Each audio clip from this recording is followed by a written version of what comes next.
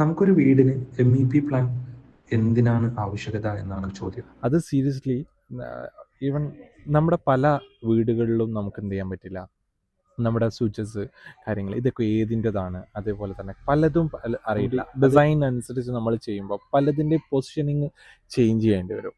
I mean നമുക്ക് ഫ്രിഡ്ജിൻ്റെ ഒരു space, അതേപോലെ തന്നെ ബെഡിൻ്റെ ഹെഡ് പൊസിഷൻ, അതിലൊക്കെ നമ്മൾ പ്ലാനിങ്ഡായിരിക്കും. അപ്പോൾ ഇതൊക്കെ ഡ്രോയിങ് ആയിട്ടാണ് നമ്മൾ എന്ത് ചെയ്യുന്നത്. ഓക്കെ. പിന്നെ നമ്മൾ പറഞ്ഞല്ലോ ഇൻറ്റീരിയർ ഡിസൈൻ. ആ ഇൻറ്റീരിയർ ഡിസൈനിലേക്ക് കടക്കുമ്പോൾ തന്നെ നമുക്ക് ഓരോന്നിനും ഡീറ്റെയിൽഡ് ആയിട്ടുള്ള ഡ്രോയിങ്സ് ആവശ്യമുണ്ടാവും. ക്യാഡ് ഡ്രോയിങ്സ് ആണ് A to Z. നമ്മൾ ഡിസൈൻ ഫൈനൽ ചെയ്ത് കഴിഞ്ഞാൽ അതിൻ്റെ ഓരോന്നിൻ്റെ ഹൈറ്റും ലെങ്ത്തും കാര്യങ്ങളെല്ലാത്തിൻ്റെയും ഡീറ്റെയിൽഡ് ഡ്രോയിങ്സ് ഉണ്ടാവും. അത് അത്യാവശ്യം നല്ല രീതിയിൽ ഡ്രോയിങ്സ് ഉണ്ടാവും.